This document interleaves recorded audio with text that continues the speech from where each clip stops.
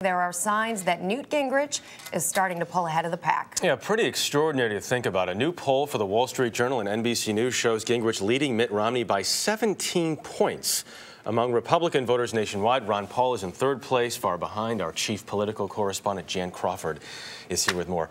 Jan, these numbers, I mean, a lot of people thought Newt Gingrich was out of this race just a few months ago when his campaign he was written off for dead. Masse, exactly. Right? 17 points up now. No, it's an astonishing poll. 17 points ahead of Romney, who everyone thought was going to be kind of, the inevitable nominee. And there's not a lot of time left before people start voting in January. But it's not all good news in this poll for Newt Gingrich. Half of the people surveyed said they wouldn't even vote for him.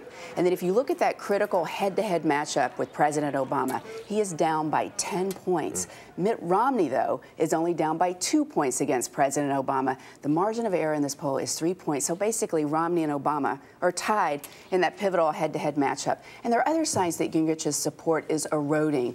I mean, remember, he kind of came out of nowhere for someone who's been around forever. Everyone had written him off for dead, just like you said, Jeff. Negative ads started coming. Opponents are starting to pile on. The latest Gallup poll actually shows his support is going down. When you look at this electability question against President Obama, and the GOP certainly is going to be contemplating that question, if Romney is really the front runner in that matchup, what does the GOP then do in terms of putting their money, their minds, and their efforts behind one of these two candidates going into the election? That's a really fascinating question because of course, for a lot of voters, it's all about beating President Obama and who can do it. But they also want someone they think is conservative, who is a true conservative. And there have been concerns about whether or not Mitt Romney is, in fact, that person. This is a time when you see the Tea Party supporters saying, we want someone who can articulate this vision about the role of government and where America stands. And they're not sure that Romney is the person to do that. And that's why you've seen all of these other candidates that we've been talking about over the last few months rise and fall, rise and fall. The latest, of course, now being Gingrich. Romney and Gingrich, though, meanwhile, right now, to that point, are lobbing charges that the other is